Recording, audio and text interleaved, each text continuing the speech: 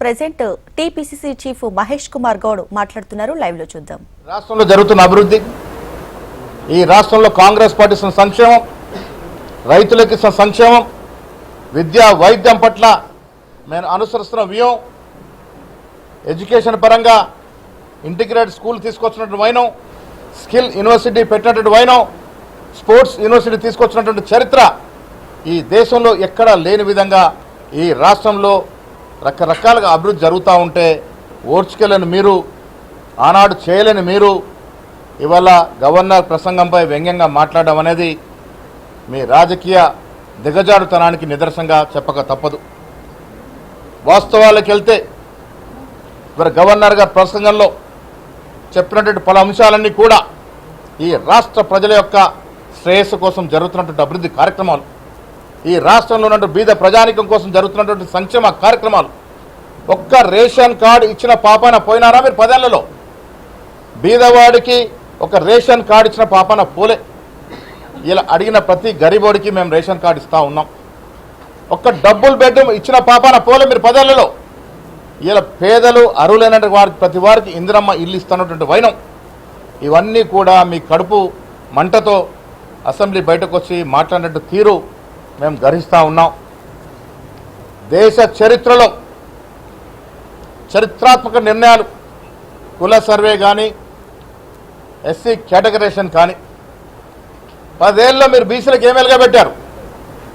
ఒక్క డిపార్ట్మెంట్కి ₹1 ఇచ్చిన పాపాన పోయినారా? సకల కుటుంబ సర్వే చేసి మీకు నిజంగా ఆనాడు చిత్తశుద్ధి ఉండుంటే ఎందుకు దాన్ని టేబుల్ చేయలేకపోయినారు? పోనీ చేయలేదు, సర్వేలో పాల్గొనలేదు మీరు. రెండవసారి అవకాశం ఇచ్చి కూడా పాల్గొని మీరు కుల సర్వే గురించి మాట్లాడే హక్కు ఎక్కడిదని అడుగుతా ఉన్నాను. చరిత్రాత్మకంగా, చాలా సూక్ష్మకంగా ఈ దేశ చరిత్రలో ఎక్కడ జరిగిన విధంగా ఈ రాష్ట్రంలో రాహుల్ గాంధీ గారి ఆశయాన్ని పూరిస్తూ రేవంత్ రెడ్డి గారు కుల సర్వేకు శ్రీకారం చుట్టినారు. ఈ రాష్ట్రంలో 56% బీసీలు ఉన్నారని ఒక అఫీషియల్ డాక్యుమెంట్ ఇవ్వగలిగినటువంటి ఘనత ఇలా కాంగ్రెస్ పార్టీకి చెందింది. మీకు చాతకాలే, మీరు చేయలేకపోయినారు, మీరు అభివృద్ధి చేయలేకపోయినారు, సంక్షేమం ఇవ్వలేకపోయినారు. ఇవాళ మీరు మాట్లాడుతూ ఉన్నారు, అవినీతి గురించి మాట్లాడుతూ ఉన్నారు. రాష్ట్ర ప్రజలకు తెలియదా? కాళేశ్వరం కానీ, మేడిగడ్డ కానీ మీకు లక్షల కోట్లు దోచిపెట్టిదన్న విషయం ప్రజలకి తెలుసు. ఈనాడు మీరు అంటగాగుతున్న బీజేపీ నాయకులు, నడ్డా గారు ఆనాడు రాష్ట్రానికి వచ్చి కాళేశ్వరం ప్రాజెక్టు కేసీఆర్ కుటుంబానికి ఒక ఏటీఎం లాగా మారిందని అన్న మాటలు మీరు మర్చిపోయినారా?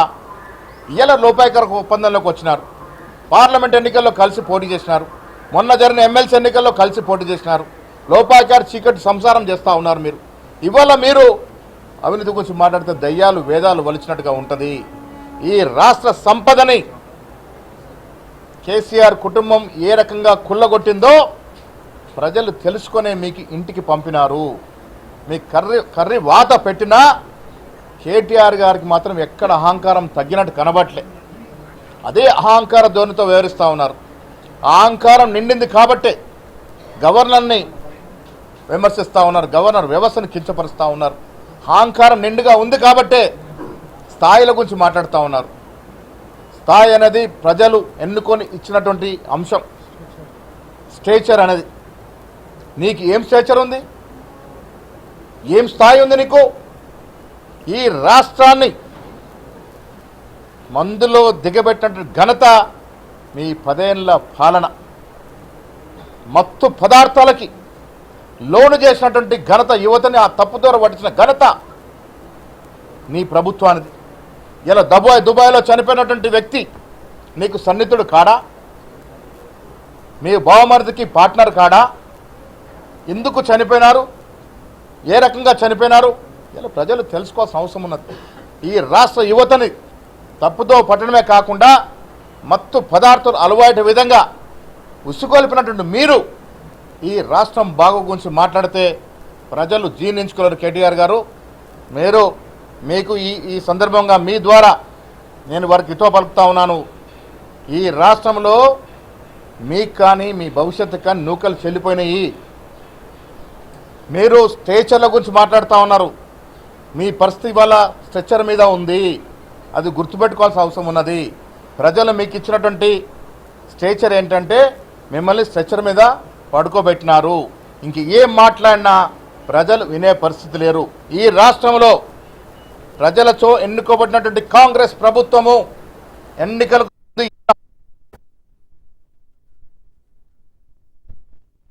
పెడుతూ ఒక్కొక్కటిగా అన్ని అంశాలని పూరిస్తున్న సందర్భంలో ప్రజలు అర్థం చేసుకోవాల్సిన అవసరం ఉన్నది. కేటీఆర్ గారు అసెంబ్లీ లోపట కానీ బయట కానీ వ్యవహరిస్తున్న తీరు, అహంకార ధోరణి ప్రజలు ఇముడ్చుకోలేకపోతా ఉన్నారు. ఇంకా అహంకారం తగ్గలేదనే మాట కూడా ప్రజలు అర్థం చేసుకోవాలి. ఇలా చాలా రోజుల తర్వాత కేసీఆర్ గారు అసెంబ్లీకి వచ్చారు, స్వాగతిస్తూ ఉన్నాం. మేము కానీ రేవంత్ రెడ్డి గారిని కాంగ్రెస్ నాయకులు కానీ కోరుకునేది ఈ దేశంలో ఈ రాష్ట్రంలో సమర్థవంతమైనటువంటి ప్రతిపక్షం ఉండాలని, ప్రతిపక్షం ఉండాలి ప్రజాస్వామ్యంలో కోరుకునే వ్యక్తులం మేము. ప్రతిపక్ష హోదా ఇస్తే మీరు ఫామ్ హౌస్కి పరిమితమైనారు కాబట్టి సంతోషం ఇవ్వాలని వచ్చినారు. ఇక ముందు కూడా రండి, మీ అనుభవాన్ని పంచుకోండి.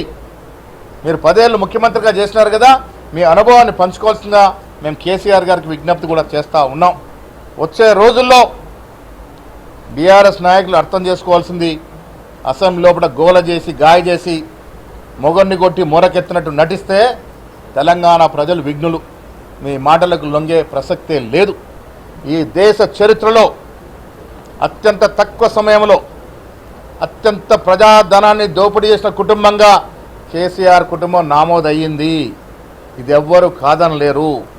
దేశ చరిత్రలో అత్యంత హీనంగా ప్రభుత్వ సొమ్మును కొల్లగొట్టిన మీ కుటుంబం ఇంకా రాజకీయంగా ఈ తెలంగాణ ప్రజలు ఆదరిస్తారనుకుంటే అది అవివేకమే తప్ప భవిష్యత్తు లేదన్న మాట కూడా ఈ సందర్భంగా మనం చేస్తా ఉన్నాం. నేను కేటీఆర్కి సవాల్ విసురుతున్న, తెలంగాణ తల్లి కానీ రాజీవ్ గాంధీ విగ్రహం కానీ ముట్టుకొని చూడు, కాంగ్రెస్ కార్యకర్తలు బట్టలు ఉడదీసి కొడతారు. రాజీవ్ గాంధీ దేశం కోసం ప్రాణాలు అర్పించినట్టు త్యాగమూర్తి, భారత రత్న. మీ కుటుంబం ఈ దేశం కోసం ఏం చేసిందయా? కేసీఆర్ చరిత్ర తెలియదా మాకు? కేసీఆర్ గత చరిత్ర తెలియదా? నీ ప్రస్తుత చరిత్ర తెలియదా?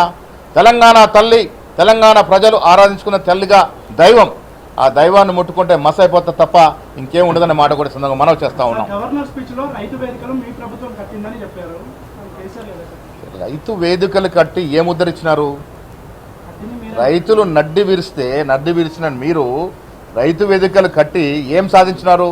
ఇలా నిజంగా రైతుకు న్యాయం జరుగుతుంది అంటే మా ప్రభుత్వంలోనే మీరు 10 ఏళ్ళు విడతలకు ఇచ్చినట్టు రైతు రుణమాఫీ ఎంత?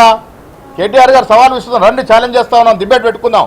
మీరు ఇచ్చిన సొమ్మంతా కూడా 28,000 కోట్లు దాటలే, అది 10 ఏళ్లలో. మేము 9 మాసాల్లో ఇచ్చినటువంటి రుణమాఫీ 22,000 కోట్లు ఇంకా ఇస్తామని మాట కూడా చెప్తా ఉన్నాం. రుణమాఫీ కానీ, రైతు బంధు కానీ, బోనస్ 500 రూపాయలు ఇవ్వడం కానీ, ఫ్రీ బస్సు కానీ, ఉచితంగా 200 యూనిట్ల వరకు కరెంటు కానీ, ఇలా ఇంటిగ్రేటెడ్ స్కూల్స్ కానీ, స్కిల్ యూనివర్సిటీ కానీ, స్పోర్ట్స్ యూనివర్సిటీ కానీ చెప్పుకుంటూ పోతే రకరకాలుగా అభివృద్ధి చేస్తూ ఉన్నాం. 15 ఏళ్ల తర్వాత గ్రూప్ 1 ఎగ్జామ్లకి పరీక్షలు నిర్వహించినట్టు ఘనత కాంగ్రెస్ పార్టీది. నువ్వు 10 ఏళ్ళు ఎందుకు నిర్వహించలేకపోయినావు? ఏ నిరుద్యోగిని ఆదుకున్నావు నువ్వు 10 ఏళ్లలో? ఏ నిరుద్యోగ కుటుంబాన్ని ఆదుకున్నావు నువ్వు? మీ ఇంట్లో సఫలంగా ఉద్యోగాలు పెట్టుకున్నారు తప్ప ఏ నిరుద్యోగం గురించి ఆలోచించింది మీరు? ఇవాళ ఉద్యోగాల గురించి మాట్లాడితే దయ్యాలు వేదాలు వలిచినట్టుగా ఉంటాయి.